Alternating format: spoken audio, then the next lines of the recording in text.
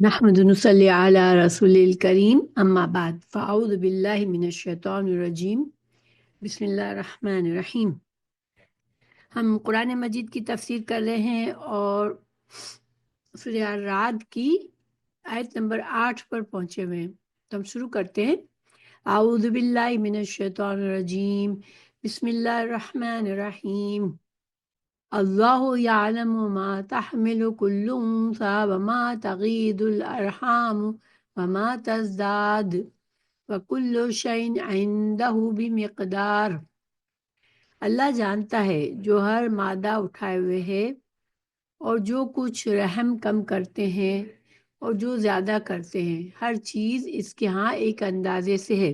یہاں پر اللہ سبحانہ تعالیٰ نے اپنی قدرت کی ایک نشانی بتائی ہے کہ ایک وہ مرحلہ جس سے ہر انسان گزرتا ہے اپنی پیدائش کے لیے، وہ اپنی ماں کے رحم سے اللہ سبحانہ تعالیٰ اسے ماں کے رحم میں پرورش کر کے ایک بچے کی صورت میں نکالتا ہے۔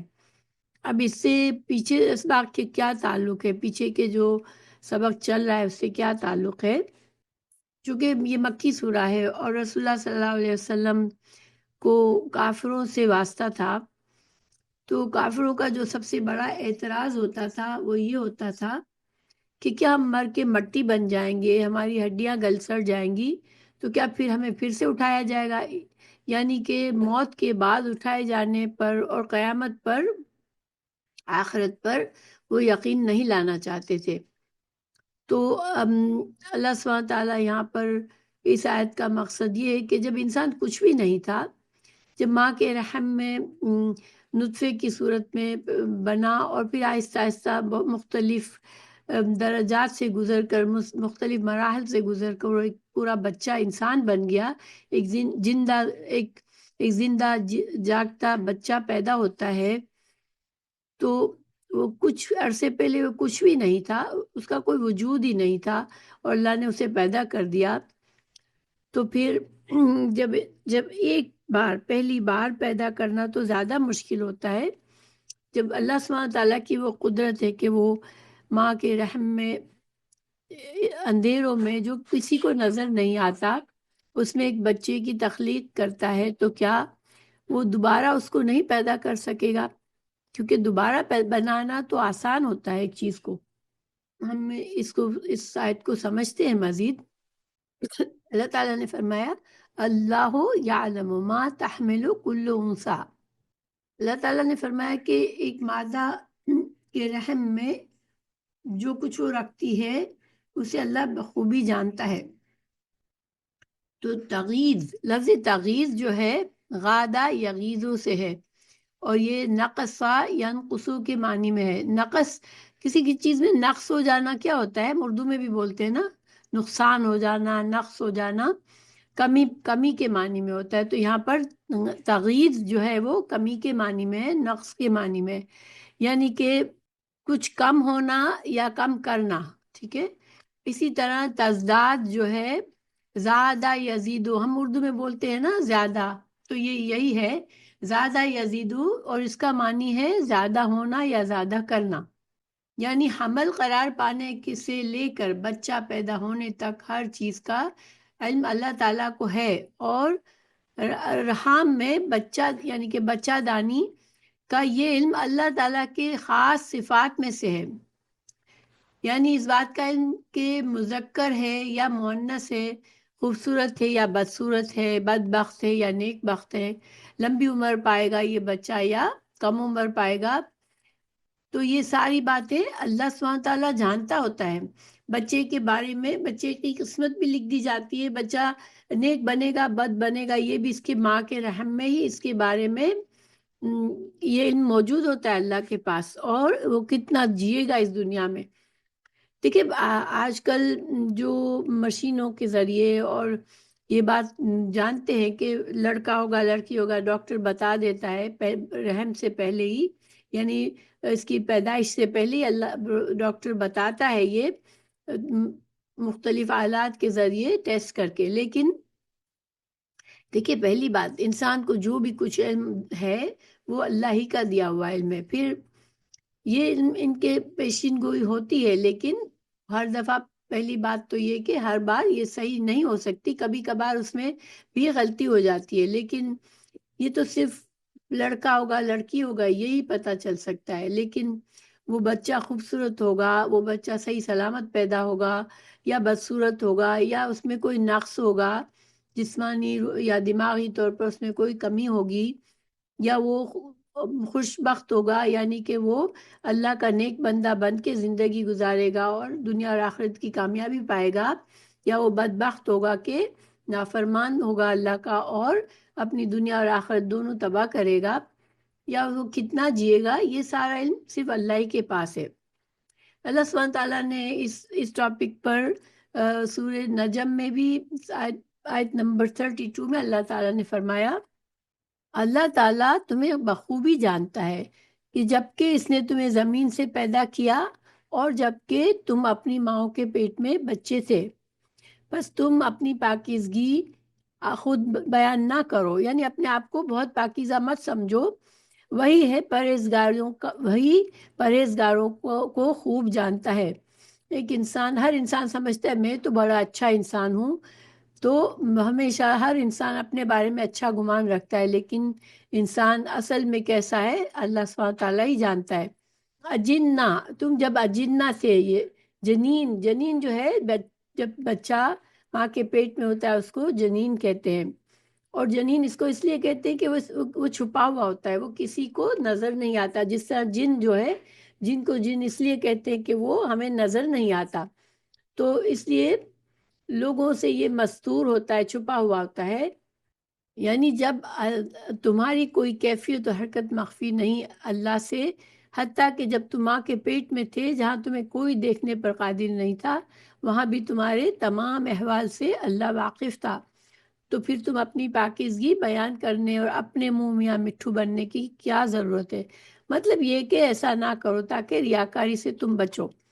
اللہ سبحانہ تعالیٰ نے انسان کو بتایا کہ ان آیت میں کہ اللہ تعالیٰ ہمارے بارے میں سب کچھ جانتا ہے، اور دیکھیں جو لوگ انکاری ہیں، قیامت کے انکاری ہیں، اللہ کی وحدانیت کے انکاری ہیں، تو وہ بھی جب ماں کے رحم میں بچہ ہوتا ہے تو انہیں نظر تو نہیں آ رہا ہوتا بچہ، لیکن وہ اس غیب پر یقین رکھتے ہیں کہ ہاں یہ بچہ پیدا ہوگا، ماں کو حاملہ ماں عورت کو دیکھ کے سب کو یقین ہوتا ہے کہ بچہ پیدا ہوگا، تو وہ کیوں اس کی نشانیاں دیکھ کے پہچانتے ہیں، تو پھر اللہ کی نشانیاں کائنات میں ہر جگہ پر ہے، اور انسان کے مرنے کے بعد زندہ ہونے کے بھی بہت سے دلائل ہمیں نظر آتے ہیں اگر انسان اپنی عقل سے سوچے تو، اور قرآن اور حدیث کو سمجھے تو ان کو یہاں پر بتایا جا رہا ہے، اللہ تعالیٰ اپنی قدرت بتا رہے ہیں کہ اللہ سبحانہ تعالیٰ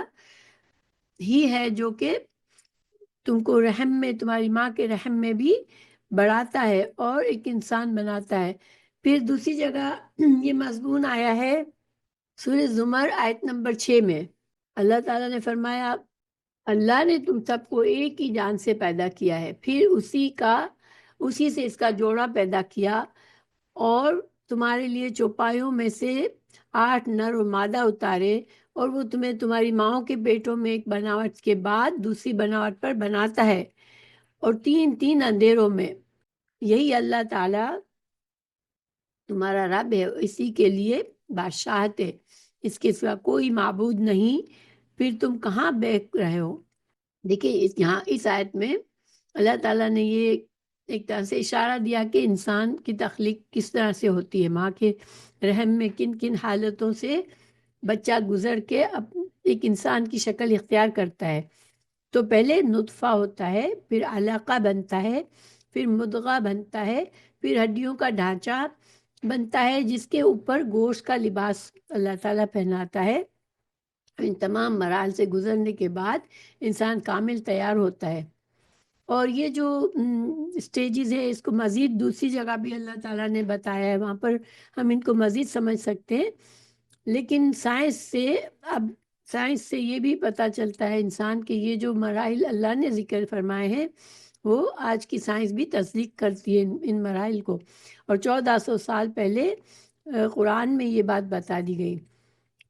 تو ایک ماں کے پیٹ میں اندھیرا ہوتا ہے، دوسرا رحم مادر کا اندھیرا، تیسرا وہ جلی یا پردہ جس کے اندر بچہ لپٹا ہوا ہوتا ہے. یعنی تین تین اندھیرے یہاں کہے گئے کہ تین تین اندھیروں میں اللہ تعالیٰ تخلیق کرتا ہے.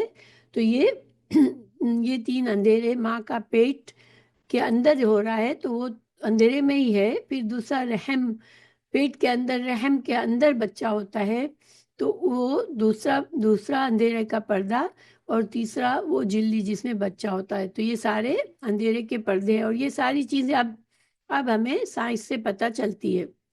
اللہ سبحانہ تعالیٰ نے یہ بھی فرمایا کہ تم حق سے باطل کی طرف اور ہدایت سے گمراہی کی طرف کیوں پھر رہے ہو. یعنی اللہ نے تو بڑی نشانیاں بنائی ہے، اور تمہیں قرآن و حدیث میں کائنات میں ہر جگہ اللہ کی نشانیاں پھیلی ہوئی ہے، تو تم کیوں گمراہ ہو جاتے ہو. پھر اس کے علاوہ سورہ مومنون میں 12 سے 16 تک اللہ تعالیٰ نے فرمایا لَقَدْ خَلَقْنَا الْإِنسَانَ مِنْ سُلَالَةٍ مِّنْ طِينٍ، یقیناً ہم نے انسان کو مٹی کے جوہر سے پیدا کیا. تو مٹی سے پیدا کرنے کا مطلب یہ بھی ہو سکتا ہے کہ اللہ سبحانہ تعالیٰ نے حضرت آدم علیہ السلام کی تخلیق کے بارے میں ہمیں بتایا کہ پہلا انسان جو تھا وہ مٹی سے بنایا گیا. پھر دوسرا معنی یہ بھی ہو سکتا ہے کہ ہر انسان جو ہے، دیکھیں انسان کے لیے بڑھنا، نشو و نما پانا، ایون بچہ جو ہوتا ہے جب ماں کے رحم میں ہوتا ہے تو اس کو غذا ملتی ہے، اور وہ غذا ہماری انسان کی غذا کہاں سے آتی ہے؟ ہر چیز مٹی سے پیدا ہوتی ہے. ہماری ساری غذا اس زمین پر بنتی ہے، مٹی سے بنتی ہے. جو جانور ہم کھاتے ہیں وہ بھی، ان کی غذا بھی مٹی سے بنتی ہے. پھر ہم ان کو کھاتے ہیں تو ہماری غذا بنتے ہیں وہ. اسی طرح جو بھی مٹی سے، زمین سے اگے ہوئے چیزیں ہم کھاتے ہیں تو وہ ہر چیز جو ہے وہ مٹی سے آئی ہے. اس کا جو اوریجن ہے مٹی ہے. تو انسان گویا کہ مٹی سے بنا ہوا ہے. پھر اللہ تعالیٰ نے فرمایا ثم جعلناہ نطفۃ من قرار مکین، پھر اسے نطفہ بنا کر محفوظ جگہ پر قرار دے دیا. تو یہی چیز جو پیچھے ہم نے اللہ تعالیٰ نے مختصر بتائی تھی، تو یہاں پر اس کو تفصیل میں بتایا ہے سورہ مومنون میں کہ ایک بچہ کچھ بھی نہیں تھا، اس کا وجود ہی نہیں تھا ایک انسان کا. پھر ماں باپ کے ملنے سے نطفہ بنا، اور نطفے کو اللہ سبحانہ تعالیٰ نے رحم میں قرار دیا، جو کہ ایک محفوظ جگہ تھی اس کے لیے، اس کی نشو و نما کے لیے. پھر ثم خلقنا النطفة علقة فخلقنا العلقة مضغة فخلقنا المضغة عظاما فكسونا العظام لحما. تو پھر نطفے کو ہم نے جمع ہوا خون بنا دیا. اب یہ اگلی سٹیج میں آ گیا بچہ. اور دیکھیے رحم کو محفوظ جگہ کیوں کہا گیا؟ کیونکہ انسان کے جسم میں بہت کچھ ہوتا ہے نا. ہمارے معدے میں غذا جاتی ہے، تو اگر نطفہ وہاں جائے تو وہ غذا کے ساتھ مل کر ختم ہو جائے. اگر نطفہ کسی اور جگہ پر ہمارے جسم میں جائے تو وہ ضائع ہو جائے. لیکن رحم میں جب بچہ اپنے ہوتا ہے تو وہ ایک محفوظ جگہ ہوتی ہے، وہاں پر سے وہ آرام سے اس کو حفاظت کے ساتھ وہ بڑھتا رہتا ہے. تو جب نطفہ بن جاتا ہے، نطفہ کو جمع ہوا خون بھی کہا جاتا ہے. پھر اس خون کے لوتھڑے کو گوشت کا ٹکڑا کر دیا جاتا ہے جو کہ علقہ ہے. پھر اس پر گوشت کے ٹکڑے کو ہڈیاں بنا دی. پھر انسان کی ہڈیاں بنتی ہیں. پھر ہڈیوں کو ہم نے گوشت پہنا دیا. دیکھیے ہڈیاں جو ہے، اگر صرف ڈھانچہ ہوتا تو انسان کیسا ہوتا، کتنا بدشکل ہوتا. اور اگر ڈھانچہ نہ ہوتا تو انسان کھڑا ہی نہ ہو سکتا. تو اللہ تعالیٰ نے ہر چیز تدبیر سے جیسا اس کو ہونا چاہیے تھا ویسا بنایا، اور پھر دوسری بناوٹ میں اس کو پیدا کر دیا. اب گوشت بھی چڑھ گیا، اب بچہ بالکل اس کے خوبصورت بن جاتا ہے انسان. اس کے اوپر اب جلد بھی چڑھ گئی. پھر اللہ تعالیٰ نے اسے ایک انسان کی شکل میں پیدا کر دیا. برکتوں والا ہے وہ اللہ جو سب سے بہترین پیدا کرنے والا ہے. اللہ تعالیٰ نے فرمایا کہ پھر تم سب یقیناً مر جانے والے ہو، سب کو موت آئے گی، جو انسان پیدا ہوا، جو بھی مخلوق پیدا ہوئی اسے مرنا ہے، پھر قیامت کے دن بلا شبہ ہم اٹھائیں گے۔ دیکھیے سورہ 3 میں بھی فرمایا لَقَدْ خَلَقْنَا الْإِنسَانَ فِي أَحْسَنِ تَقْوِيمٍ، ہم نے انسان کو احسن تقویم یعنی بہت اچھی ترکیب یا بہت اچھے ڈھانچے میں بنایا ہے۔ تو بہرحال ان سب آیات سے اللہ سبحانہ تعالیٰ نے انسان کی تخلیق کا ذکر فرمایا ہے، اور یہ ہر انسان اس سے گزرتا ہے، اور اسے سمجھنا چاہیے کہ یہ ایک معجزہ ہے جس طرح سے بچہ بنتا ہے۔ تو اگر ہم ہر روز ہم یہ چیز دیکھتے ہیں تو پھر ہمیں خالق پر یقین ہونا چاہیے کہ یہ خود بخود نہیں بن رہا، یہ خالق ہے جو بنا رہا ہے۔ پھر جس خالق نے ہمیں اتنے اہتمام سے بنایا، ہمیں اتنی صلاحیتیں دی، تو پھر وہ کوئی با مقصد زندگی ہے ہماری، بے مقصد نہیں ہے۔ ہماری تخلیق کا مقصد ہے، ہمیں صرف یوں ہی دنیا میں پیدا نہیں کر دیا کہ ہم یہاں پر آئیں، کھائیں پیے اپنے جو دل چاہے کریں، اور پھر جب موت آئے تو مر جائے اور مٹی میں مل جائے۔ یہ مقصد نہیں ہے ہماری زندگی کا۔ اور اگر کوئی بھی انسان اگر اللہ نے جو عقل دی ہے اسے وہ سوچے گا تو وہ مجبور ہو جائے گا سوچنے پر کہ ہماری زندگی بے مقصد نہیں ہے۔ اور انسان کی زندگی کا مقصد کیا ہے؟ جس رب نے اسے پیدا کیا اس کے طریقے پر زندگی گزارے، اور جو بھی دنیا کی جو زندگی کی آزمائشیں ہیں اونچ نیچ ہے، اس پہ صبر و شکر کر کے اللہ کی عبادت پر جمع رہے، اللہ کی فرما برداری پہ جمع رہے، یہاں تک کہ اس کی موت کا وقت آئے اور اللہ اس سے راضی ہو تو اس دنیا سے جائے، اور پھر ہمیشہ کے گھر میں جو اللہ نے اس کے لیے اصل جگہ بنائی ہے جنت، تو انسان پھر اپنے ہمیشہ کی زندگی میں داخل ہو جائے۔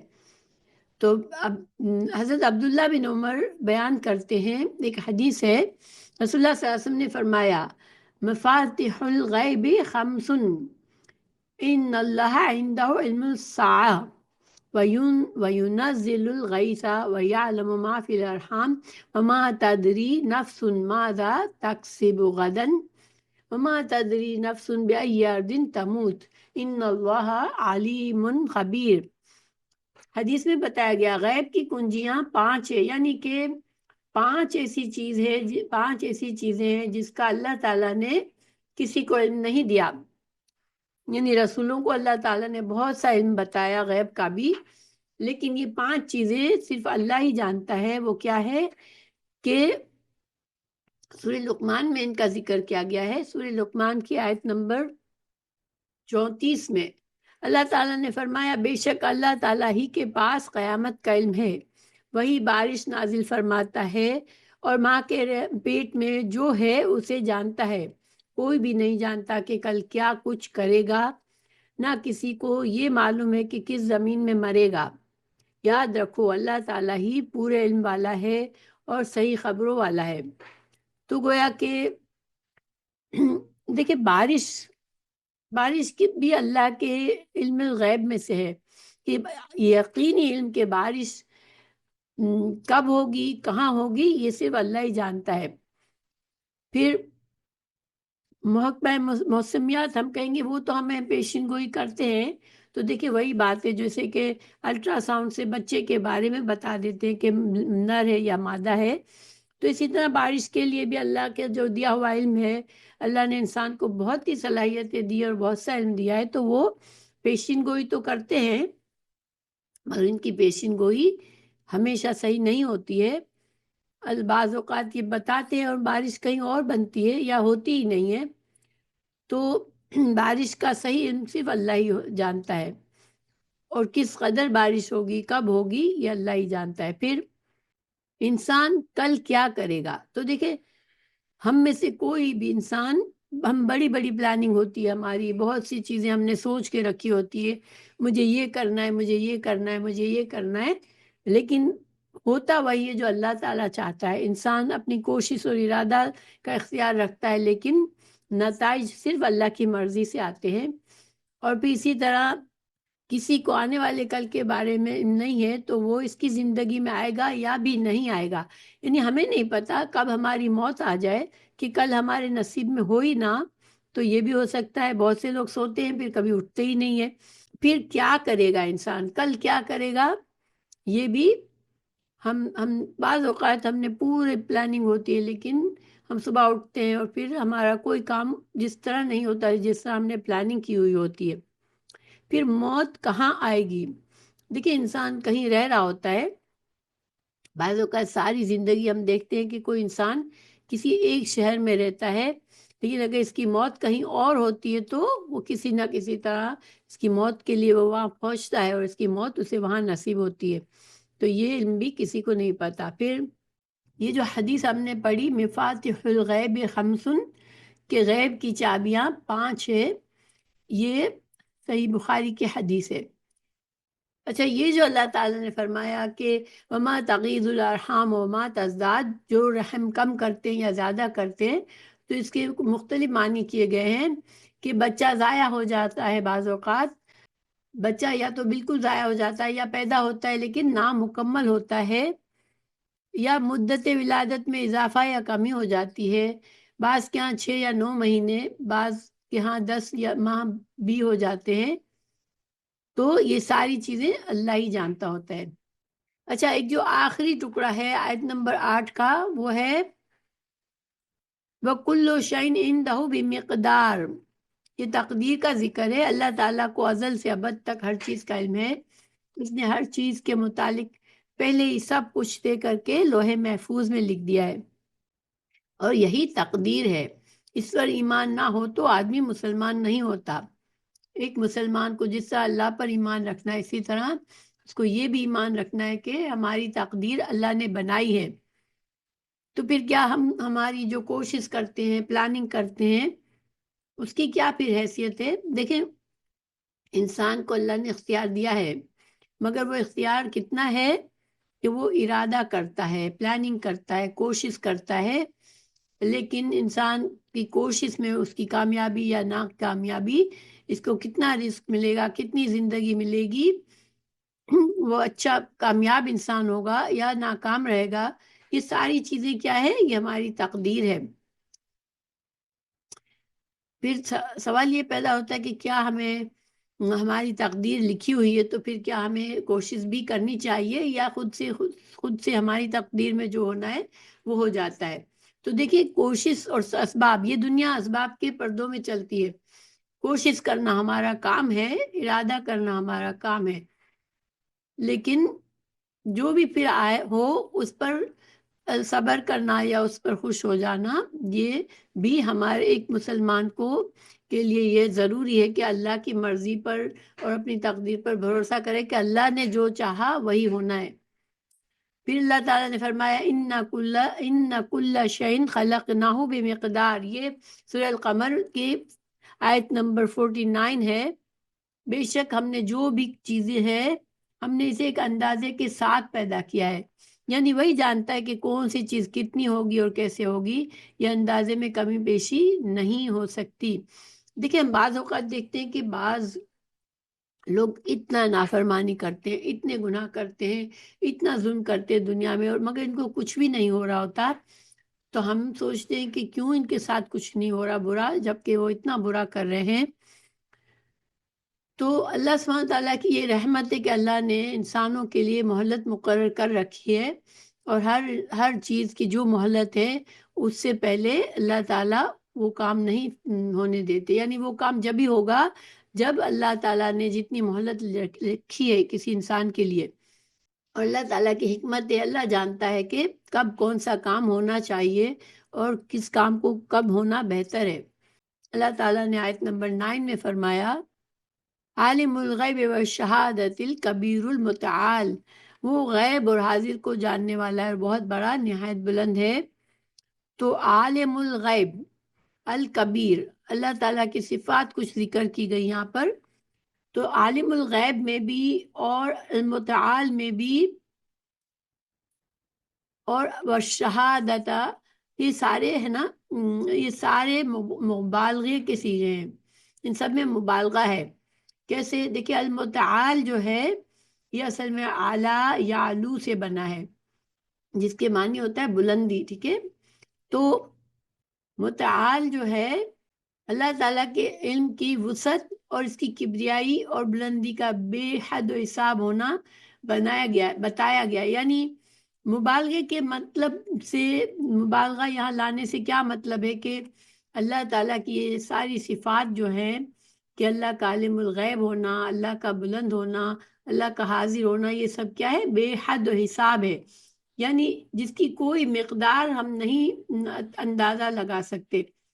پھر پیچھے بھی الغیب کی بات ہوئی، تو یہ اسی کا ایک طرح سے اسی کی تاکید ہے۔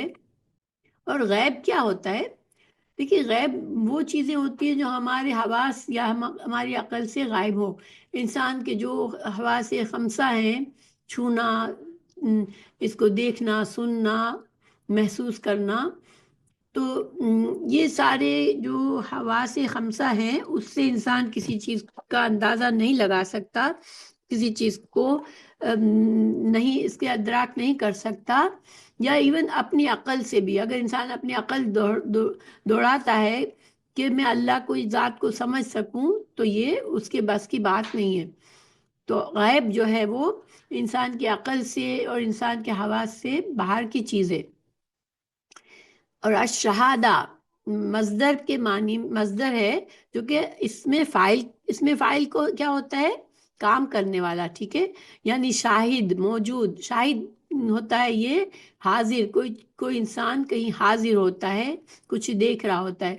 تو الشہادہ جو ہے یہ مصدر ہے۔ مصدر وہ لفظ ہوتا ہے جس سے بہت سے الفاظ بنتے ہیں، تو مصدر میں زیادہ معنی ہوتی ہے، یعنی کہ مثال کے طور پر اگر زید عالم، کوئی زید انسان ہے جو کہ علم رکھتا ہے، ہم کہیں گے زید عالم ہے، لیکن عالم کے بجائے ہم اس کو بہت زیادہ اس کا علم ہے تو ہم کہتے ہیں زید علم ہے، یعنی زید علم ہے۔ تو دیکھیں ہم ایسے تو نہیں کہتے نا، عام طور پر عالم کہتے ہیں، علم تو نہیں کہتے کسی انسان کو، لیکن اگر کسی انسان کے علم کی زیادتی کا ذکر کرنا ہو تو اس کو علم کہہ دیتے ہیں۔ تو اسی طرح کے اللہ سبحانہ تعالیٰ کی جو شاہد ہونا یہ اتنا زیادہ ہے جیسے اللہ سے کچھ بھی چھپا ہوا نہیں ہے۔ اب اس کی شاہد ہونے کی مزید وضاحت اگلی آیت میں ہے کہ اللہ کا حاضر ہونا کیا ہے، تو یہ اس میں آیت نمبر 10 ہے، سواء منکم من اسر القول ومن جہر بہ ومن ہوا مستخف باللیل وسارب بالنہار۔ دیکھیں اللہ کا حاضر ہونا ایسا ہے جیسے کہ انسان اگر چھپ کر بھی بات کرتا ہے، ٹھیک ہے، یا وہ بلند آواز میں بات کرتا ہے، یا جو رات کو بالکل چھپا ہوا ہے، یا جو دن کو ظاہر پھرنے والا ہے، اللہ کے لیے سب برابر ہے۔ اس کی مزید وضاحت ہم سمجھتے ہیں، یہ اللہ تعالیٰ کے علم کی وسعت کی ایک تاکید ہے، یعنی تمہارا کوئی آدمی چھپا کر بات کرے یا بلند آواز سے، اللہ کے نزدیک دونوں برابر ہے، وہ دونوں کو یکساں سنتا ہے، جبکہ تم اور ساری مخلوق چھپی بات کو تو سن ہی نہیں سکتے۔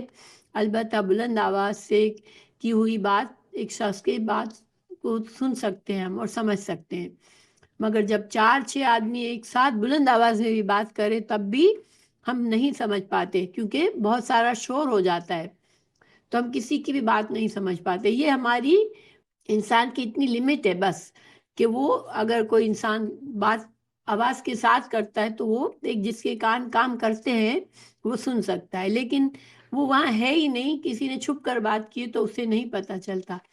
لیکن جب کہیں ہم محفل میں ہوتے اور بہت سارے لوگ ایک ساتھ باتیں کر رہے ہوتے تو شور و غل میں بھی ہم بات کو نہیں سمجھ سکتے۔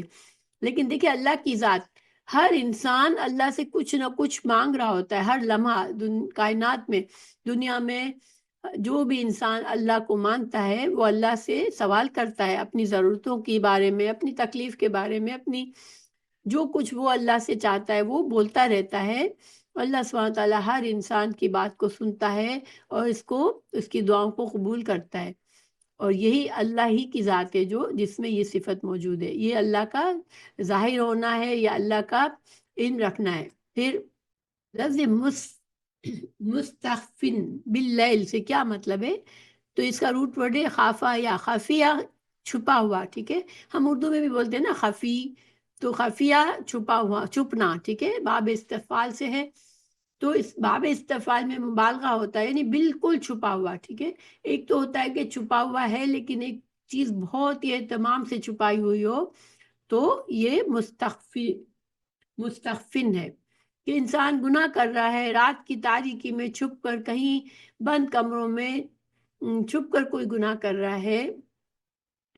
या फिर सारिबुन, यानी सारिब कहते हैं जाहिर, जो सारिब सारबा फिल अर्द से मतलब होता है कि वो इंसान किसी रास्ते पे चल गया है। ठीक है, रास्ते पे चल रहा है, बाहर सड़कों पे चलना, जाहिर होना। जाहिर है, अब जो इंसान सड़क पर है, चल रहा है, तो वो जाहिर होता है, इसको बहुत से लोग देख सकते हैं। तो अल्लाह सुब्हान ताला के लिए बिल्कुल बराबर है कि कोई घर के किसी कमरे में कोने के बजाय रास्ते में हो, गली बाजार में हो, या किसी कोने में हो, वो दोनों चीजें अल्लाह के लिए वाज़ेह है। अल्लाह ताला सब कुछ देखने वाला है। तो ये सारी अल्लाह की कुदरत की बातें समझाई जा रही है इंसान को। अब इंसान के हवाले से अल्लाह ताला बता रहे हैं कि इंसान जो कुछ करता है ऊपर अल्लाह ने बता दिया कि अल्लाह देख रहा है, अल्लाह के इल्म में सब कुछ है। लेकिन अब हमें एक और बात भी बताई जा रही है कि सिर्फ अल्लाह सुब्हान ताला ने देख तो रहा है, मगर अल्लाह ने हमारे लिए हमारे अमाल का सबूत भी रखा जा रहा है। यानी इंसान के लिए, इंसान अपने अमाल करेगा, हर अमल का उसको जवाबदा होना है, तो एक सबूत भी तैयार किया जा रहा है, ताकि जब इसका फैसला हो तो वो इनकार ना करे कि या अल्लाह मैंने तो ऐसा कुछ नहीं किया, क्योंकि हमारे अमाल नामे तैयार हो रहे हैं। अल्लाह ताला ने फरमाया मुक़िबातुम मिन बैनि यदैहि व मिन खल्फिही यहफ़ज़ूनहु मिन अम्रिल्लाह। अल्लाह ताला ने फरमाया कि इसके इसके आगे और इसके पीछे यके बाद दीगरे आने वाले कई पहरेदार हैं। और ये मौके बाद कौन है? ये फरिश्ते हैं।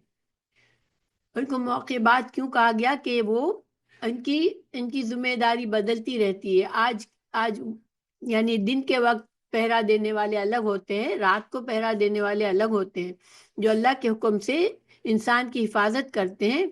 बेशक अब देखें, फरिश्ते मौजूद हैं और फरिश्तों को अल्लाह ने हमारी खिदमत पे लगाया है, मगर किस तरह ये हम पूरी तरह उसका अंदाजा नहीं लगा सकते। लेकिन इसमें जो यहाँ पर जिक्र किया गया है कि बारी बारी एक दूसरे के बाद आने वाले, ये मलाइका की सिफत है।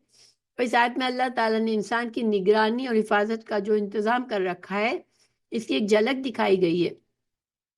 अल्लाह ताला ही बेहतर जानता है कि इसने हर इंसान पर कितने फरिश्ते मुकर्रर कर रखे हैं, क्योंकि दो फरिश्ते तो नेक और बद अमल लिखने के लिए दाएं और बाएं हैं, जिनको हम किरामन कातिबीन कहते हैं। इनको हम किरामन कातिबीन के नाम से जानते हैं। तो सूरह काफ आयत नंबर 17 और 18 में हिफाजत करने वालों की तादाद नहीं बयान हुई। देखिए, हम सूरह काफ की 17 और 18 आयत को देखते हैं। अल्लाह ताला ने फरमाया वलक़द खलक़नल इंसाना व नअलमु मा तुवस्विसु बिनफ्सिह। अल्लाह ताला ने फरमाया औज़ु बिल्लाहि मिनश शैतानिर रजीम वलक़द खलक़नल इंसाना व नअलमु मा तुवस्विसु बिही नफ्सुहु व नहनु अक़रबु इलैहि मिन हब्लिल वरीद इज़ यतलक़्क़ल मुतलक़्क़ियानि अनिल यमीनि व अनिश शिमालि क़ईदुन मा यल्फिज़ु मिन क़ौलिन इल्ला लदैहि रक़ीबुन अतीद। अल्लाह ताला ने फरमाया हमने इंसान को पैदा किया है, हम इसके दिल में जो ख्यालात उठते हैं इनसे हम वाकिफ़ हैं, और हम इनकी शेर से भी ज़्यादा इनसे करीब हैं। जिस वक्त वो दो लेने वाले जा लेते हैं, एक दाएं तरफ और एक बाएं तरफ बैठा हुआ है। ये है फरिश्तों का जिक्र, जो हमारे अमाल को हिफाजत करते हैं। हम जो कुछ करते हैं उसको लिख लेते हैं। वो इंसान के मुंह से कोई लफ्ज निकाल नहीं पाता, इंसान अपने मुंह से कोई लफ्ज निकाल नहीं पाता, मगर इसके पास निगहबान तैयार हैं। तो यानी कि इंसान, देखिए इन आयत में हमें क्या क्या पता चलता है कि इंसान जो कुछ छुपाता है, दिल के छुपे हुए, अंदर छुपी हुई बातें जो हम किसी से नहीं कहते, वो भी अल्लाह ताला जानता है। دیکھیے بعض اوقات انسان آپ ہم سمجھتے ہیں کہ ہم جانتے ہیں کسی شخص کو، لیکن پھر ہمیں کوئی ایسی بات پتہ چلتی ہے کہ ہمیں لگتا ہے نہیں ہم اس شخص کو پوری طرح نہیں جانتے. کیوں؟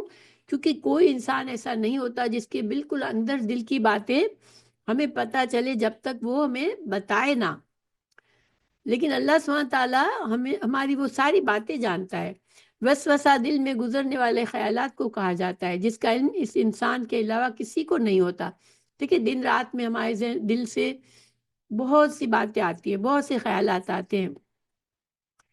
تو وہ خیالات ہر بات ہم کسی کو نہیں بتا سکتے، وہ ہمارے اندر کی باتیں ہوتی ہیں، لیکن اللہ تعالیٰ ان وسوسوں کو جانتا ہے. اسی لیے حدیث میں آتا ہے کہ اللہ تعالیٰ نے، رسول اللہ صلی اللہ علیہ وسلم نے فرمایا، اللہ تعالیٰ نے میری امت سے دل میں گزرنے والے خیالات کو معاف فرما دیا ہے، یعنی ان پر گرفت نہیں فرمائی جب تک وہ زبان سے ان کا اظہار یا ان پر عمل نہ کرے. یہ بخاری کی حدیث ہے اور یہ بہت اہم حدیث ہے. دیکھیں انسان کے دل میں بعض اوقات غصہ آتا ہے تو وہ دوسرے انسان کے بارے میں برا برا سوچتا ہے، یہاں تک کہ لوگ سوچتے ہیں میں اس کے مار دوں، اس کی جان لے لوں، یہ مر جائے. اس طرح کے خیالات بھی آتے ہیں، لیکن وہ کیا ہوتا ہے، وہ وسوسے ہوتے ہیں. اب اگر ہم ان کو بولتے ہیں، ٹھیک ہے، کوئی گناہ کا خیال آیا انسان کے دل میں، ہم نے اندر آیا اور اس کو ہم نے جھڑک دیا، اس سے ہمیں گناہ نہیں ہوتا، اللہ تعالیٰ ہمیں اس سے نہیں پکڑتا. اگر ہم اس کو برا خیال سمجھ کر اس کو اپنے دل سے نکال لے، ٹھیک ہے، تو اس وقت ہماری پکڑ نہیں ہوتی. ہاں یہ دوسری بات ہے کہ انسان ایسی برے خیالات کو دل میں پالتا رہے، یعنی ان کے بارے میں مسلسل سوچتا رہے، ان پر عمل کرنے کی تدبیر سوچتا رہے، تو یہ جو ہے یہ ارادہ ہو جاتا ہے. ارادہ جو ہے وہ مضبوط ہوتا ہے خیال سے. خیال آیا چلا گیا اور پھر انسان اس کو بھول جاتا ہے. لیکن ارادہ جو ہوتا ہے وہ ایک مسلسل اچھا یا بری سوچ ہوتی ہے، جو انسان اس کے اوپر غور کرتا رہتا ہے، اس کے بارے میں پلان کرتا رہتا ہے، اس کو سوچتا رہتا ہے، تو وہ پھر اس پر انسان کی پکڑ ہے. ٹھیک ہے، ارادوں پر، پکے ارادوں پر پکڑ ہے. کیوں؟ کیونکہ انسان کے عمل جو ہے، اعمال جو ہے وہ ارادوں سے ہوتے ہیں. جب تک کوئی انسان ارادہ پکا کر لیتا ہے تو پھر وہ اس پر عمل کرنے کی کوشش بھی کرے گا. ہاں یہ دوسری بات ہے کہ وہ کر سکے گا یا نہیں، لیکن یہ چیزیں انسان کو جواب دینی پڑے گی کہ انسان کے دل میں برے ارادے تھے، اب وہ ان ارادوں کو پورا نہیں کر سکا، لیکن ان کو لکھا جاتا ہے. ٹھیک ہے، تو یا پھر انسان کانشیسلی سمجھ لے کہ اللہ کے خوف سے ان برے ارادوں کو دل سے نکال دے تو پھر اس کی پکڑ نہیں ہوگی. لیکن اگر انسان اس ان برے ارادوں کے ساتھ رہتا ہے تو پھر اس کے اعمال کہیں نہ کہیں اچانک سے وہ اس پر عمل بھی کر بیٹھے گا یا کانشیسلی بھی عمل کرنے کی کوشش کرے گا. اس وجہ سے ان کو نکالنا بہتر ہوتا ہے دل سے، اگر انسان کے دل میں اللہ کا خوف ہے تو مگر جو وسوسے ہیں اس پر یہ اللہ کی رحمت ہے کہ ہم کو گرفت نہیں ہے. اللہ تعالیٰ اس پر ہمیں نہیں سزا دے گا جب تک وہ زبان سے ان کا اظہار نہ ہو جائے. اسی وجہ سے ہمیں کسی کو کہنا بھی نہیں چاہیے. اگر برے خیالات دل میں ہیں اور ہم نے کسی سے شیئر نہیں کیے تو پھر ان کو ہم نکالنے کی کوشش کرتے رہیں، پھر انشاءاللہ اس پر ہماری پکڑ نہیں ہوگی. اللہ تعالیٰ ہماری شے رگ سے زیادہ قریب ہے. تو اس کا کیا مطلب ہے؟ دیکھیے شے رگ اس کو کہتے ہیں جس کے کٹنے سے موت واقع ہوتی ہے. ٹھیک ہے، ہم جب جانور کو ذبح کرنا ہوتا ہے تو اس کی یہ رگ کاٹ دی جاتی ہے تاکہ اس کا سارا خون نکل جاتا ہے. تو اللہ تعالیٰ ہماری شے رگ سے قریب ہے کا کیا مطلب ہے؟ کہ اللہ تعالیٰ کو علم ہے، یعنی علم کے لحاظ سے اللہ قریب ہے، اور اللہ تعالیٰ ہماری نفس کی باتوں کو جانتا ہے. تو اب یہ فرشتے کتنے ہیں ان کی تعداد اللہ نے ہمیں نہیں بتائی ہے، جو انسان کے ہر وقت انسان کے چاروں طرف ہوتے ہیں، اور یہ فرشتے ہماری حفاظت بھی کرتے ہیں. اگر دیکھیں انسان کی تقدیر لکھی ہوئی ہوتی ہے، کب اس کو موت آنی ہے، کب اس کے ساتھ کچھ ہونا ہے، بیماری آنی ہے، حادثہ ہونا ہے. تو جس کو ہونا ہے جو تقدیر میں لکھا ہوا ہے وہ تو ہوتا ہے، لیکن اس کے علاوہ بھی اس دنیا میں ہمارے لیے بہت سی مشکلات ہیں، بہت سے خطرے ہیں، روحانی طور پر بھی، جسمانی طور پر بھی، دماغی طور پر، ہر طرح سے ہمارے آس پاس بہت سی ایسی چیزیں ہوتی ہیں جو ہمیں ہمیں نقصان پہنچ سکتی ہے ان سے، لیکن اللہ کے یہ فرشتے ہماری حفاظت کرتے ہیں اللہ کے حکم سے۔ اور فرشتوں کی ایک اور قسم عبداللہ بن مسعود رضی اللہ عنہ سے ہے کہ رسول اللہ صلی اللہ علیہ وسلم نے فرمایا، تم میں سے جو بھی شخص ہے اس کے ساتھ ایک قرین ساتھ رہنے والا ہوتا ہے۔ قرین جو ہے بالکل ساتھ ساتھ ہمارے جو ہو وہ قرین کہلاتا ہے۔ تو جنوں سے مقرر ہوتا ہے، یعنی ایک جن ہر انسان پر مقرر ہوتا ہے، وہ شیطان ہوتا ہے، ٹھیک ہے، اور ایک قرین فرشتہ ہوتا ہے۔ اللہ تعالیٰ نے ہر انسان کو ایک جن یعنی شیطان اس کے ساتھ لگا ہوا ہوتا ہے، اور ایک فرشتہ لگا ہوا ہوتا ہے اس کے ساتھ۔ تو لوگوں نے پوچھا، یا رسول اللہ آپ کے ساتھ بھی کیا کوئی جن مقرر ہے؟ رسول اللہ صلی اللہ علیہ وسلم نے فرمایا، ہاں میرے ساتھ بھی، مگر اللہ نے اس کے مقابلے میں میری مدد فرمائی ہے تو وہ تابع ہو گیا ہے، سو وہ مجھے خیر کے سوا کوئی حکم نہیں دیتا۔ رسول اللہ صلی اللہ علیہ وسلم نے بتایا کہ باری باری آنے والے فرشتے صبح اور عصر کے وقت تبدیل ہوتے ہیں۔ ان وقتوں میں آنے اور جانے والوں کی ملاقات ان دونوں نمازوں میں ہوتی ہے، یہ بخاری کی حدیث ہے۔ اب قرین کو تھوڑا سا سمجھتے ہیں۔ ہمارے ساتھ ایک شیطان ہر وقت لگا ہوتا ہے، اور اس کا کام کیا ہوتا ہے؟ ہمارے دل میں وسوسے ڈالتا ہے، ہمیں اکساتا ہے گناہ پر۔ اسی وجہ سے ہم سے کہا گیا کہ تم برے خیالات کسی سے بتاؤ نہیں۔ کیونکہ جب ہم بتاتے ہیں تو وہ ہمارا قرین جو ہے وہ اس کے لیے آسان ہو جاتا ہے ہم کو ان برے خیالات پر چلانے کے لیے، ٹھیک ہے، پھر ہم کو وہ اور اکساتا ہے، اور وہ ہمارا قرین اور دوسرے کسی جو ہمارے آس پاس لوگ ہوتے ہیں ان کے قرین اگر ہمارے اندر لوگوں کے لیے کوئی برائی چھپی ہوئی ہوتی ہے اور ہم اس کو بولتے ہیں تو وہ ایک طرح سے شیطان کو یہ شے ملتی ہے کہ ان لوگوں کو کس طرح لڑایا جا سکتا ہے۔ یہ میں ایک مثال دے رہی ہوں۔ اسی وجہ سے انسان کو احتیاط کرنی چاہیے کہ برے باتوں کو، برے لفظوں کو بلا وجہ زبان پر نہ لائے۔ پھر دوسری بات ہمیں اس حدیث سے یہ پتہ چلتی ہے کہ فرشتے صبح اور شام کے فرشتے ملتے ہیں، گویا کہ جب فجر کے وقت اب رات کے فرشتوں کی ڈیوٹی ختم ہوتی ہے تو ان کو جانا ہوتا ہے، اور عصر کے اور دن کے فرشتے آنے والے ہوتے ہیں، تو اب صبح فجر کے وقت ہمارے پاس یہ دونوں فرشتے جمع ہو جاتے ہیں، اور اسی طرح عصر کے وقت دن کے فرشتوں کو جانا ہوتا ہے اور رات کے فرشتوں کو آنا ہوتا ہے، تو یہ دونوں فرشتے جمع ہوتے ہیں۔ تو اب اس کا کیا مطلب ہے کہ ہم اگر ان اوقات میں اگر اللہ کی عبادت میں مصروف ہوتے ہیں، تسبیح میں لگے ہوئے ہوتے ہیں، اذکار کر رہے ہوتے ہیں، صبح شام کے اذکار کا بھی یہی بہترین وقت ہوتا ہے، تو پھر ہمارے لیے اللہ تعالیٰ کے پاس یہ فرشتے جا کے ہمارے لیے گواہی دیتے ہیں کہ یا اللہ یہ بندہ تیری عبادت میں مشغول تھا، ٹھیک ہے، تو اس لیے ہمیں صبح شام کے جو اذکار ہیں اگر ہم ان اوقات میں پڑھ لیں تو ہمارے لیے بہت فائدہ مند ہوتا ہے، بہت زیادہ ہمارے لیے زیادہ گواہی ہو جاتی ہے۔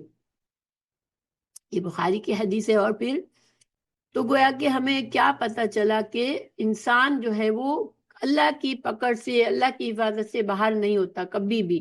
ہر لمحہ ہم اللہ کے سامنے ہوتے ہیں، اور اگر ہمیں اس کا پورا اتنا یقین ہوگا تو انشاءاللہ ہم گناہوں سے بچ سکیں گے، ہم برے کاموں سے بچ سکیں گے۔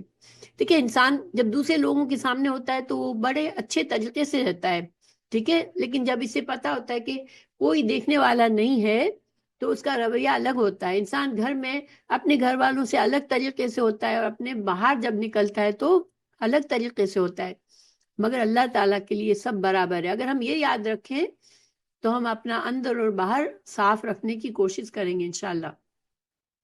پھر اللہ تعالیٰ اب اگلا ٹکڑا ہے اس آیت کا، اللہ تعالیٰ نے فرمایا ان اللہ لا یغیر ما بقوم حتی یغیروا ما بانفسہم وَإِذَا أَرَادَ اللَّهُ بِقَوْمٍ سُوءًا فَلَا مَرَدَّ لَهُ وَمَا لَهُم مِّن دُونِهِ مِن وَالٍ۔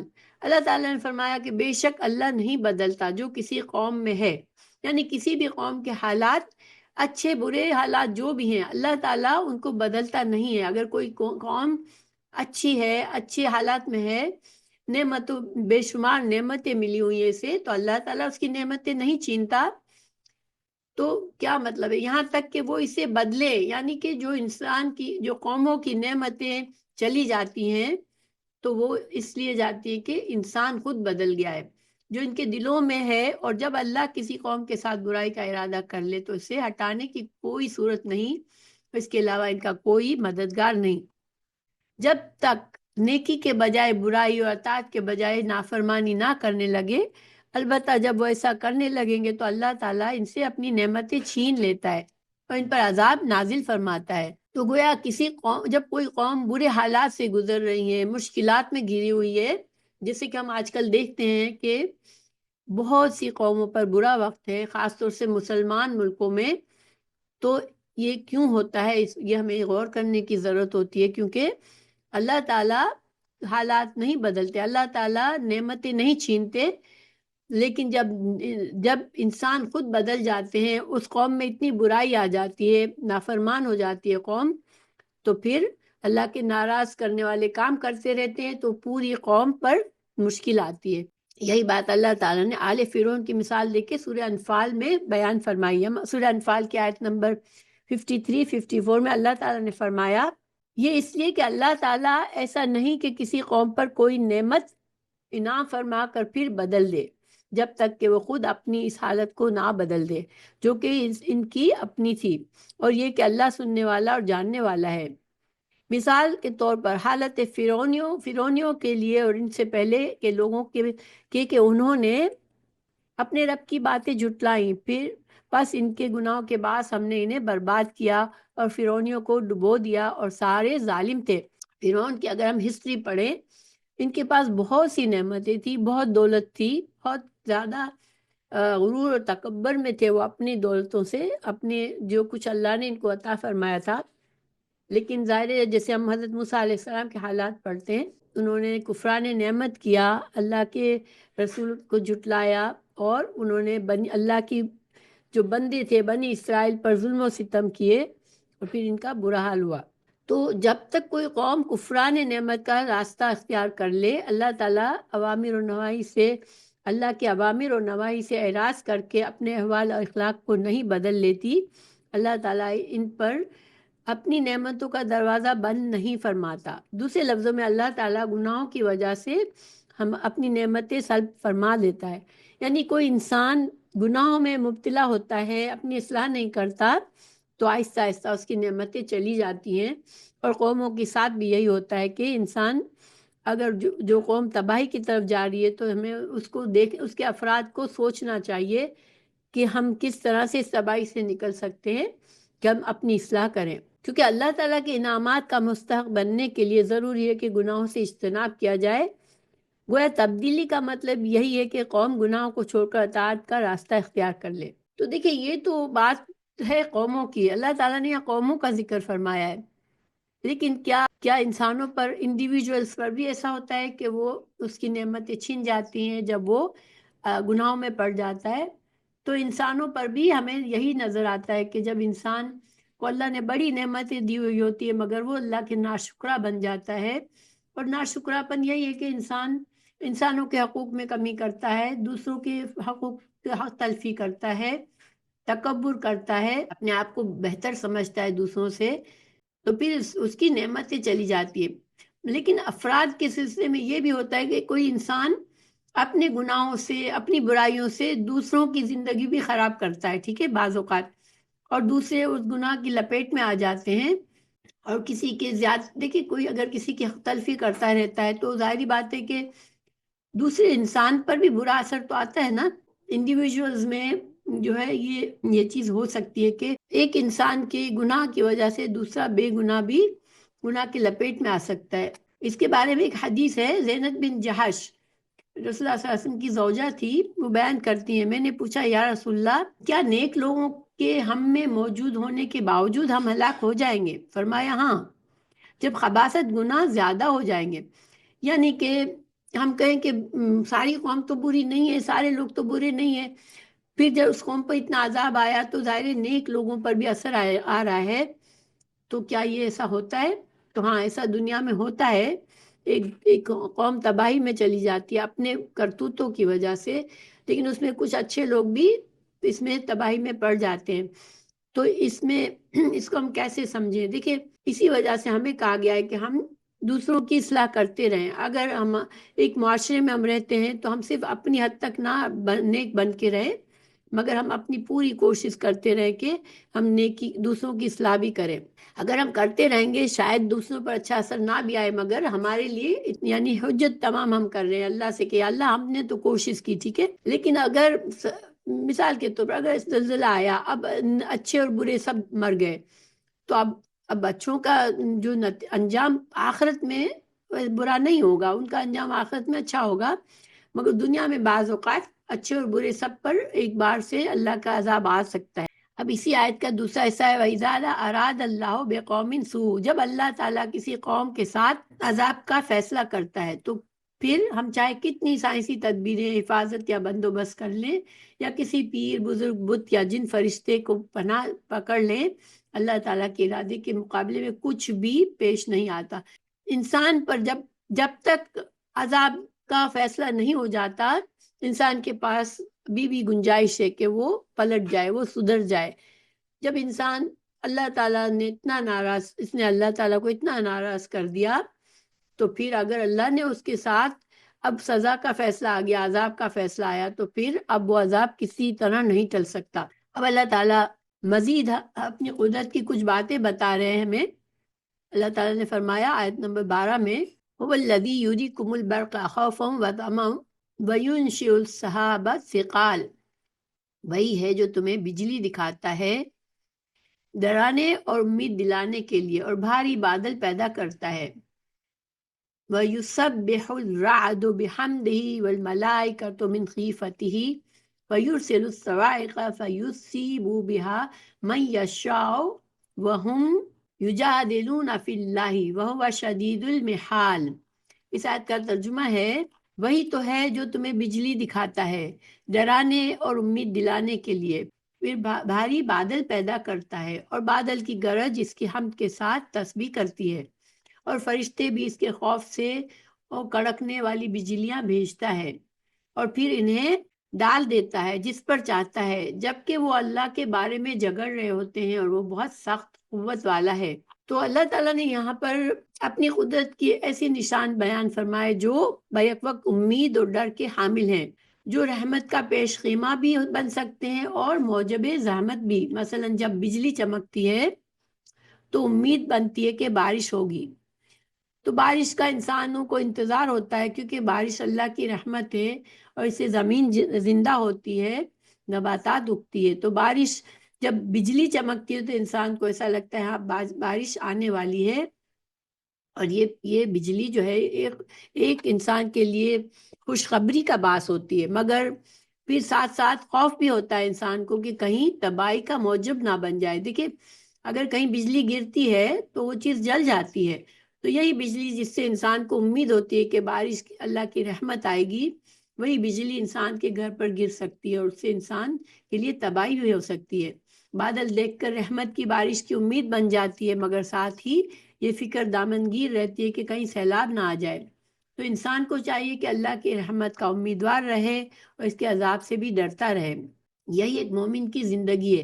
نہ مومن بالکل نا امید ہوتا ہے برے حالات سے، ہر حال میں وہ اللہ پر بھروسہ کرتا ہے کہ اگر برا وقت ہے تو ٹل جائے گا اور اچھے دن بھی آئیں گے، اور اللہ سے دعا کرتا ہے، صبر کرتا ہے، تو وقت بدلتا رہتا ہے، اچھا وقت آ جاتا ہے۔ اور جب اس کو اللہ نے بہت کچھ دے دیا، بہت سی نعمتوں کی فراوانی ہو جاتی ہے، تو اس وقت اللہ کا شکر مومن کرتا ہے، نہ کہ وہ تکبر کرتا ہے، اپنے آپ کو بڑا سمجھنے لگتا ہے، اور اب اللہ سے بے نیاز خود کو سمجھتا ہے اور وہ گناہوں میں پڑتا ہے۔ مومن ہمیشہ امید اور خوف کے درمیان ہوتا ہے، یہاں تک اس کو موت بھی آتی ہے تو چاہے کیسا بھی انسان ہو، اگر وہ اللہ پہ ایمان رکھتا ہے تو اسے اللہ سے اچھی امید بھی رکھنی چاہیے اور اللہ سے خوف بھی ہونا چاہیے۔ تو ایک کہا جاتا ہے کہ انسان کو زندگی میں اپنے جب وہ زندہ ہے، جب وہ اس کو قدرت حاصل ہے، وہ دنیا میں چلتا پھرتا ہے، ہر چیز کرتا ہے، اس وقت اسے اللہ کا خوف زیادہ ہونا چاہیے، کیونکہ امید اگر بہت صرف امید ہی امید ہے تو انسان سمجھتا ہے کوئی بات نہیں، اللہ تو رحمان ہے، اللہ تو رحیم ہے، میں جتنا بھی گناہ کروں گا اللہ تعالیٰ مجھے معاف کر دے گا، میں معافی مانگوں گا تو۔ لیکن اس طرح کی اس سے انسان لاپرواہ ہو جاتا ہے، انسان گناہ چھوڑتا نہیں ہے، گناہ پہ گناہ کرتا ہے اور وہ کہتا ہے ٹھیک ہے اللہ رحیم ہے، اللہ رحمان ہے۔ نہیں، انسان اس وقت زیادہ خوف سے کام لے کے وہ سوچے کہ مجھے نہیں پتا میری مہلت کب ختم ہو جائے گی، میں اللہ سے معافی مانگ سکوں گا یا نہیں، میں نے جو کچھ برا کیا اس کی تلافی کر سکوں گا یا نہیں، لوگوں پر جس پر میں نے ظلم کیا کیا میں اس ظلم کا ازالہ کر سکوں گا اس سے پہلے کہ مجھے موت آ جائے۔ تو اس وقت جو ہے زندگی میں انسان کو اللہ کا تقوی زیادہ کام آتا ہے۔ امید تو ہمیشہ رکھنی چاہیے، لیکن زندگی میں امید سے زیادہ خوف ہونا چاہیے، اور جب موت کا وقت ہو تو کہا جاتا ہے کہ انسان مایوس نہ ہو اللہ سے کہ اب میں کیا کروں، اب میں تو بالکل کس قابل بھی نہیں رہا اور اب میری موت مجھ پر چھائی ہوئی ہے۔ اس وقت اللہ کی رحمت پر بھروسہ کر کے اس وقت بھی اللہ سے رحمت مانگے تو انشاءاللہ اس وقت رحمت کی زیادہ امید رکھے، اور عذاب کا کم ڈر کرے تو انشاءاللہ وہ زیادہ ہوگا، اس کے لیے بہتر ہوگا۔ کیونکہ اگر انسان اس وقت بہت زیادہ ڈر گیا کہ اب تو میں گیا، اب میری امید اس کی ختم ہو گئی اللہ سے، تو یہ اس کے لیے فائدہ نہیں ہے۔ بہتر یہ ہوتا ہے کہ انسان امید اور خوف کے درمیان رہ کر اللہ کا بندہ بن کے زندگی گزارے۔ پھر اللہ تعالیٰ نے فرمایا سورہ آیت نمبر 13 میں، یسبح الرعد بحمدہ والملائکۃ من خیفتہ ویرسل الصواعق فیصیب بها من یشاء وہم یجادلون فی اللہ وہو شدید المحال۔ دوبارہ میں پڑھ رہی ہوں۔ تو اس میں اللہ تعالیٰ نے فرمایا کہ بادل کی گرج اس کی حمد کے ساتھ تسبیح کرتی ہے، اور فرشتے بھی اس کے اللہ کے خوف سے تسبیح کرتے ہیں، اور وہ کڑکنے والی بجلیاں بھیجتا ہے، پھر انہیں ڈال دیتا ہے جس پر چاہتا ہے، جبکہ وہ اللہ کے بارے میں جھگڑ رہے ہوتے ہیں اور وہ بہت سخت قوت والا ہے۔ تو اس کا کیا مطلب ہے، اس آیت کو ہم سمجھتے ہیں۔ اللہ تعالیٰ نے فرمایا کہ بادل کی گرج، اس آیت میں اللہ تعالیٰ نے اپنی کمال قدرت، جلال اور عظمت کے بیان کے لیے بادل کی گرجنے والی بجلیوں اور ان کی کڑک کا ذکر فرمایا کہ یہ اللہ کی حمد کے ساتھ تسبیح کرتی ہیں کہ اللہ تعالیٰ ہر کمی اور عیب سے پاک ہے اور ہر کمال اور خوبی کا مالک ہے۔ سبحان اللہ۔ بجلیاں بھی اللہ کی حمد و ثنا کر رہی ہوتی ہیں، اور فرشتے بھی اللہ کے خوف کی وجہ سے تسبیح اور تحمید کرتے ہیں، بلکہ کائنات کی ہر چیز کا یہی وظیفہ ہے۔ اللہ تعالیٰ نے دوسری جگہ فرمایا بنی اسرائیل آیت 44 میں، ساتوں آسمان اور زمین اور جو بھی اس میں ہے، ان میں ہے اسی کی تسبیح کر رہے ہیں، ایسی کوئی چیز نہیں جو اسے پاکیزگی اور تعریف کے ساتھ یاد نہ کرتی ہو۔ ہاں یہ صحیح ہے کہ تم اس کی تسبیح سمجھ نہیں سکتے، وہ بڑا بردبار اور بخشنے والا ہے۔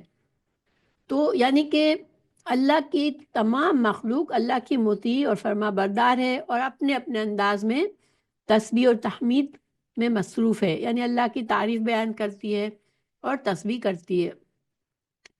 تو لیکن انسانوں کے پاس یہ صلاحیت نہیں ہے کہ وہ ان کی تسبیح اور تحمید کو سمجھ سکے۔ لیکن قرآن کی اور بھی آیات ہیں جس سے ہمیں پتہ چلتا ہے، مثلا حضرت داؤد علیہ السلام کے بارے میں آتا ہے کہ ہم نے پہاڑوں کو داؤد علیہ السلام کے تابع کر دیا، پس وہ شام کو اور صبح کو اس کے ساتھ اللہ کی تسبیح پاکی بیان کرتے تھے۔ تو یعنی کہ پہاڑ حضرت داؤد علیہ السلام جب صبح میں اللہ کی تعریف تسبیح بیان کرتے تھے تو بآواز کرتے تھے، اور ان کے ساتھ پہاڑ بھی تسبیح کرتے تھے۔ تو جب اللہ تعالیٰ قرآن میں فرماتا ہے، ہم اس کو مانتے ہیں، اس کو یقین کرتے ہیں کہ اللہ نے پتھروں کے بارے میں اور جگہ بھی بتایا کہ ان کے اندر بھی خالق کا احساس ہے۔ اللہ تعالیٰ نے سورہ بقرہ میں فرمایا کہ بعض پتھروں کے بارے میں اللہ تعالیٰ نے فرمایا وَإِنَّ مِنْهَا لَمَا يَهْبِطُ مِنْ خَشْيَةِ اللَّهِ، سورہ بقرہ آیت نمبر 74 کے بعض اللہ تعالیٰ کے ڈر سے گر پڑتے ہیں۔ بعض صحابہ رضی اللہ عنہ نے بیان کیا کہ وہ رسول اللہ صلی اللہ علیہ وسلم کے ساتھ کھانا کھا رہے تھے کہ انہوں نے کھانے سے تسبیح کی آواز سنی۔ یہ صحیح بخاری کی حدیث ہے، اور ایک اور حدیث سے ثابت ہوا کہ چونٹیاں اللہ کی تسبیح کرتی ہیں، بخاری کی حدیث ہے یہ بھی۔ اسی طرح جس تنے کے ساتھ ٹیک لگا کے رسول اللہ صلی اللہ علیہ وسلم خطبہ ارشاد فرمایا کرتے تھے جب لکڑی کا ممبر بن گیا اور اسے آپ صلی اللہ علیہ وسلم نے چھوڑ دیا، یعنی آپ صلی اللہ علیہ وسلم جس تنے کے ساتھ ٹیک لگاتے تھے، تو اب ممبر بن گیا، کسی نے آپ صلی اللہ علیہ وسلم کے لیے لکڑی کا ممبر بنا کر دیا، تو رسول اللہ صلی اللہ علیہ وسلم تنے کے پاس سے ہٹ کر اب ممبر پر خطبہ ارشاد کرتے تھے، تو تنا جب چھوڑا، اس تنے کو چھوڑا، تو بچے کی طرح رونے کی اس سے آواز آتی تھی، سبحان اللہ، اور صحابہ نے اس کی آواز بھی سنی۔ یہ بخاری کی حدیث ہے۔ اور مکے میں ایک پتھر تھا جو رسول اللہ صلی اللہ علیہ وسلم کو سلام کیا کرتا تھا، یہ صحیح مسلم کی حدیث ہے۔ تو صحیح حدیث، بہت سی احادیث سے واضح ہے کہ جمادات اور نباتات کے اندر بھی ایک مخصوص قسم کا شعور موجود ہے جسے ہم نہیں سمجھ سکتے، مگر وہ اس شعور کے بنا پر اللہ کی تسبیح کرتے ہیں۔ بعض کہتے ہیں کہ اس سے مراد تسبیح سے مراد، بعض نے کیا کہا کہ یہ ایک دلیل ہے کہ تمام اللہ کی مخلوق کو یہ احساس ہے کہ ان کا خالق اور مالک اور تمام کائنات کا خالق صرف اللہ ہی ہے، اور ہر چیز اس بات پر دلالت کرتی ہے کہ اللہ تعالیٰ ایک ہے، اللہ کی وحدانیت بیان کرتی ہیں۔ لیکن صحیح بات پہلی یہ کہ تسبیح اپنے حقیقی معنوں میں، یعنی کہ یہ مختلف علماء کی بات ہے کہ بعض نے کہا کہ تسبیح سے مطلب یہ کہ ہر کائنات کی ہر چیز اللہ کی اطاعت کرتی ہے، اللہ کو اپنا مالک خالق سمجھتی ہے، اور دوسری میں کہ تسبیح باقاعدہ تسبیح کرتی ہے مگر ہم نہیں سمجھ پاتے۔ قرآن مجید میں کئی چیزوں کا صاحب احساس ہونا اور بولنا مذکور ہے جنہیں ہم زبان سمجھتے ہیں۔ سلیمان علیہ السلام کے زمانے میں چونٹی کی بات اور سلیمان علیہ السلام کا اسے سمجھنے کا ذکر ہے۔ اسی طرح ہدہد سے حضرت سلیمان نے گفتگو کی، سورہ نمل میں ذکر ہے۔ سورہ بقرہ میں پتھروں کا اللہ کے خوف سے گرنا، پھٹ جانا اور ان سے پانی بہ نکلنا مذکور ہے۔ جہنم اور جنت کی گفتگو قرآن اور مجید اور حدیث میں آئی ہے۔ اور اب تو سائنس نے نباتات میں شعور اور احساس تجربے سے ثابت کیا، یعنی اب تو سائنس بھی یہ کہتی ہے کہ جو نباتات ہے ان میں بھی شعور ہوتا ہے۔ دیکھیں، بعض لوگ اپنے پودوں سے باتیں کرتے ہیں باقاعدہ، اور ان کے پودے بڑے خوش اور بڑے تازہ دم نظر آتے ہیں، جو پودوں سے اتنا پیار کرتے ہیں ان سے باتیں بھی کرتے ہیں، واللہ عالم۔ کفار کے مرنے پر آسمان و زمین کا نہ رونا سورہ دخان میں ہے۔ سورہ دخان کی 29 میں ذکر ہے کہ جب کافر مرتا ہے تو زمین اور آسمان کو کوئی دکھ نہیں پہنچتا، کوئی ان کے لیے نہیں روتا۔ اور پرندوں اور پہاڑوں کا داؤد علیہ السلام کے ساتھ مل کر صبح شام کی تسبیح کرنا، سورہ صاد 18-19۔ اللہ تعالیٰ نے فرمایا اِنَّا سَخَّرْنَا الْجِبَالَ مَعَهُ وَيُسَبِّحْنَا بِالْعَشِيِّ وَالْإِشْرَاقِ وَالطَّيْرَ مَحْشُورًا كُلٌّ لَهُ أَوَّابٌ۔ ہم نے پہاڑوں کو اس کے تابع کر رکھا تھا کہ اس کے ساتھ ساتھ شام کو اور صبح کو تسبیح خوانی کرتے تھے، اور پرندوں کو بھی جمع کر کے سب اس کے زیر فرمان رہتے، یعنی اشراق کے وقت اور آخر دن کے پہاڑ بھی داؤد علیہ السلام کے ساتھ مصروف تسبیح ہوتے، اور اڑتے جانور بھی زبور کی قرات سن کر ہوائی میں جمع ہوتے اور اس کے ساتھ ان کے ساتھ اللہ کی تسبیح کرتے۔ ہمیں سائنس سے کیا بتایا جاتا ہے کہ بادل آپس میں ٹکراتے ہیں اور اس کی رگڑ سے نتیجے میں بجلی پیدا ہوتی ہے، تو پھر یہ بھی حدیث کے کوئی خلاف نہیں ہے، کیونکہ ہمیں تو یہ بتایا گیا کہ بادل اور بھی اللہ کے تابع ہیں، اور بجلی جو کی آواز ہے، رات جو ہے وہ اللہ کی تسبیح ہے، تو یہ اسی طرح ممکن ہو سکتا ہے، اس میں سائنس سے کوئی اختلاف نہیں ہے۔ مگر اتنا یقینی ہے کہ کائنات کی کوئی بھی چیز خود بخود نہیں چل رہی، اللہ سبحانہ تعالیٰ ہی کے حکم سے سب کچھ ہو رہا ہے۔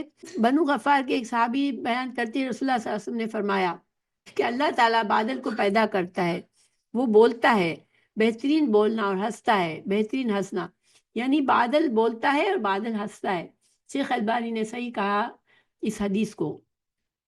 تو اس کا کیا مطلب ہے کہ جو آواز ہے وہ بادلوں کے ہنسنے اور بولنے، نتیجہ کیا ہوا کہ یہ گرج اور چمک بادل ہی کی گفتگو اور اسی کا ہنسنا ہے۔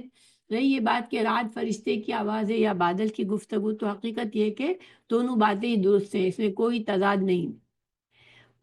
پھر اللہ تعالیٰ نے فرمایا وَيُرْسِلُ الصَّوَاعِقَ، مفردات، راغب میں ہے کہ صاعقہ، ذائقہ 3 معنوں میں آتا ہے، موت نمبر 1، دوسرا عذاب، تیسرا آگ، ٹھیک ہے۔ یہ قرآن کی آیت حوالے کے طور پر ہے۔ اللہ تعالیٰ نے فصاعقہ من فی السماوات ومن فی الارض، زمر کی 68 میں، کہ زمین اور آسمان میں جو بھی ہے سب کو موت آ جائے گی۔ عذاب کے معنی میں آیا انذرتکم صاعقۃ مثل صاعقۃ عاد و ثمود، کیونکہ عاد اور ثمود پر بجلی گری تھی، صاعقہ، اور اس سے وہ تباہ ہوئے تھے۔ تو اس آیت میں اس کو عذاب کے طور پر ذکر کیا گیا ہے، صاعقہ کو عذاب کے معنی میں۔ پھر وَيُرْسِلُ الصَّوَاعِقَ، رعد آگ کے لیے معنی میں بھی آئی ہے، ٹھیک ہے۔ تو یہ سارے معنی میں صاعقہ کا استعمال قرآن میں آیا ہے۔ تو صاعقہ کا معنی فضا میں پیدا ہونے والی نہایت سخت آواز، بجلی کی کڑک ہے۔ پھر اس کے نتیجے میں تینوں چیزیں واقع ہو سکتی ہے، موت بھی آ سکتی ہے، عذاب بھی ہو سکتا ہے، اور آگ بھی پیدا ہوتی ہے اس سے۔ تو جو بجلی چمکتی ہے صاعقہ، اس کی جو چمک ہوتی ہے بہت تیز ہوتی ہے۔ اللہ تعالیٰ کڑکنے والی بجلیوں کو بھیجتا ہے، پھر جن پر چاہتا ہے بجلی گراتا ہے، جبکہ وہ بے فکر ہو کر اللہ تعالیٰ کے متعلق جگڑ رہے ہوتے ہیں۔ تو جگڑنے سے کیا مطلب ہے کہ وہ اللہ کی نشانیات کائنات میں ہر جگہ دیکھنے کے باوجود اللہ کے بارے میں برے گمان رکھتے ہیں، کبھی اس کے کمال علم اور قدرت اور اکیلے معبود ہونے کا انکار کرتے ہیں، کبھی کہتے ہیں وہ دوبارہ زندہ کیسے کرے گا، کبھی اس کے رسولوں کو جھٹلاتے ہیں، کبھی اس کے عذاب کے لیے جلدی مچاتے ہیں۔ تو اللہ تعالیٰ جب یہ ساری اللہ کی کو نہ ماننے اور اللہ کی نافرمانی کی اور کفریہ باتیں ہیں، تو اللہ تعالیٰ جب چاہے ان پر بجلی گرا کے ان کو ہلاک کر سکتا ہے۔ وَهُوَ شَدِيدُ الْمِحَالِ، محال کا معنی ہوتا ہے محلن، یعنی کہ شدید المحال کا معنی ہوا وہ سخت سزا میں پکڑنے والا ہے۔ اور اس کا دوسرا معنی کیا گیا کہ اللہ تعالیٰ بہت سخت قوت والا ہے۔ تو یہ سارے معنی ہیں اس کے شدید المحال کے، کہ اللہ تعالیٰ جب کسی بھی انسان کی یا کسی قوم کی مہلت پوری ہو جاتی ہے اور وہ اس کے باوجود اللہ کی نافرمانی پر ہوتے ہیں، تو پھر اللہ تعالیٰ کی پکڑ بہت سخت ہے جس سے کوئی نہیں بچ سکتا۔ تو اللہ تعالیٰ ہمیں محفوظ رکھے اللہ کو ناراض کرنے والے کاموں سے اور اللہ کے عذاب سے، آمین۔